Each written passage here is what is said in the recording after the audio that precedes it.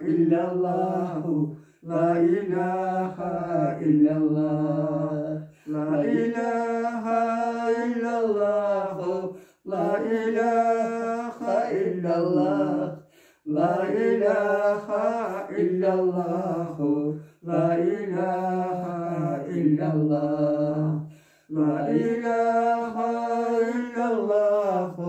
la ilahe illallah, la ilahe illallah, la ilahe illallah, la ilahe illallah, la ilahe illallah, la ilahe illallah, la ilahe illallah.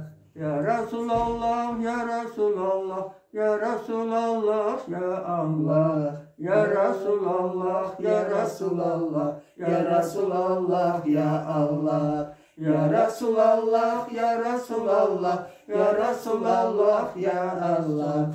Ya Resulallah, ya Resulallah, la ilahe illallah, la ilahe illallah, la ilahe illallah, la ilahe illallah, la ilahe illallah, la ilahe illallah, la ilahe illallah, la ilahe illallah, la ilahe illallah. Sağ olun. Sağ olun. Kabul et. Allah kabul et.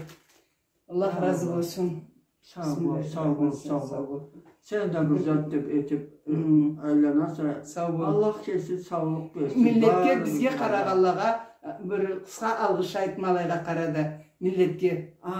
Mari qaraq. Qaraçayla o. Mari qaraq o. Ya Allah. Baqalı geçlerim qanır. Kısası var. Biz sabilik günümüzden beri Allah deyip ösken biz. Allah bizden ağzımızdan Allah degen sözümüzden de alma tileyme. Allah sen bir yaşav bula, iman bula, din bile, bereket bile, nasip bula, yaşap, yüdeylerimizin de sen kesin sakla, sence emanat da var da, balala da, var bizde emanatlı.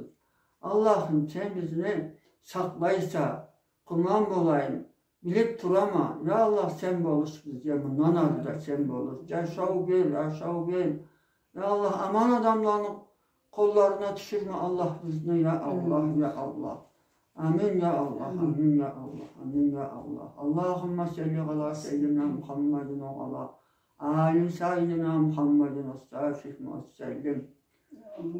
Allah sen nasipten, bereketten, imandan ayırma. Sağ ol canım, sağ ol. Oldu, sağ ol canım. Ben seni Qaraçay şaharga alıp kederikme.